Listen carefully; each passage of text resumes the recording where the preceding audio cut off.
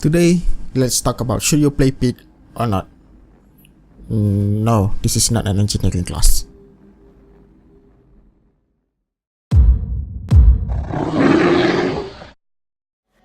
I don't play many 2D puzzle platformer, particularly because I don't have high interest in them. But this one I got for free a long time ago, so I decided to give it a try recently.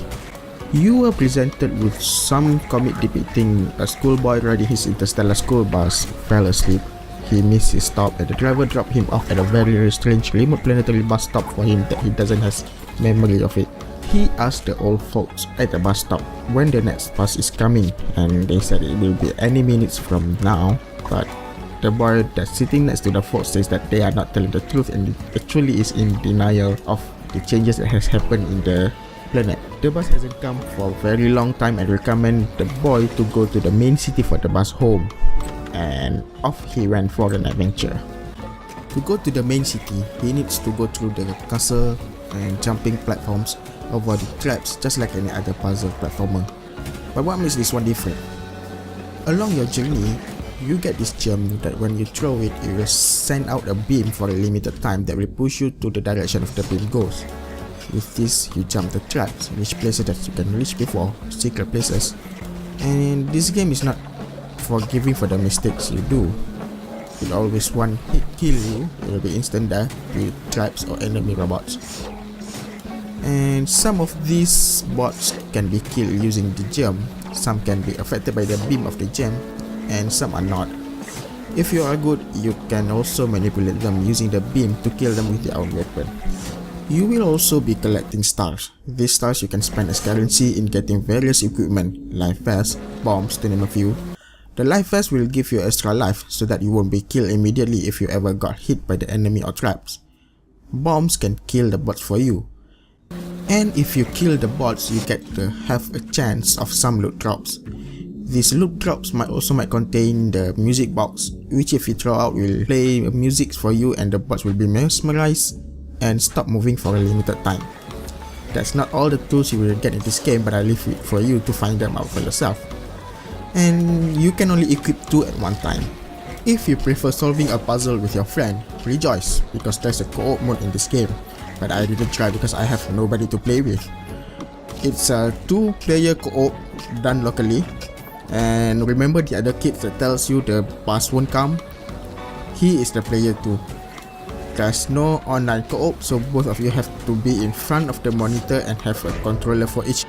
I would imagine that this is kind of game you'll play when you are having a party or get together with your friend. Not something I would imagine on LAN party, but I digress.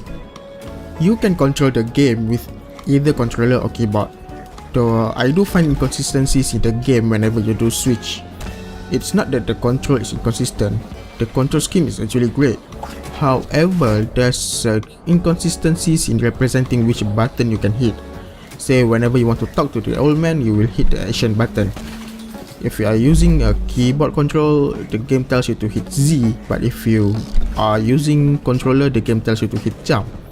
So I'm guessing because it doesn't officially support Xbox 360, so the controller scheme is represented in the button numbers instead of A, B, X, Y.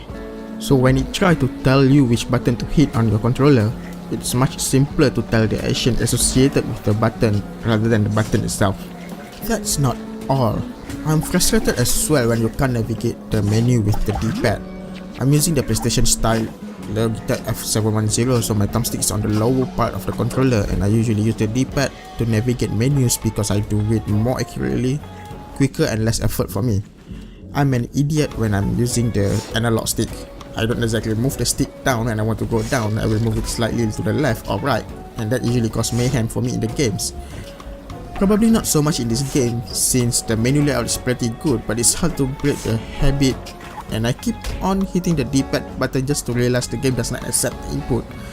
So I really wish the menu can be navigated through the D-pad, but that's my pet peeve. However, since most games can do it, why not this one?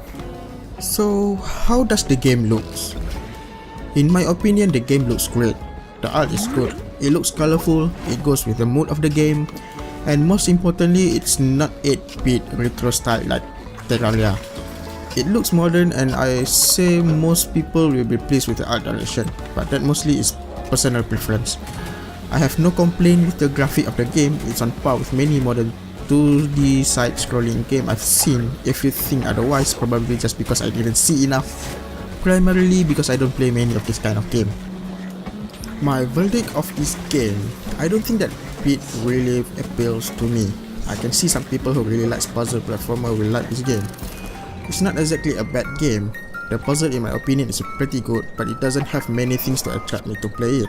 It felt quite generic, quite plain. It doesn't have much to grab me and glue me in front of the screen. So should you play PID? If you are a fan of puzzle platformer and haven't played this, I don't know what you are doing with your life. Just go out, buy it and play it. But if you are just a casual gamer looking for casual games to play, it probably will be wrong to get one if they have sales. You can always download the demo from Steam to check it out first. So that's my opinion on PID. I would love to hear your comments, so leave a comment below. Like this video if you think it helps in making your decision and subscribe for more videos like this. Thanks for watching.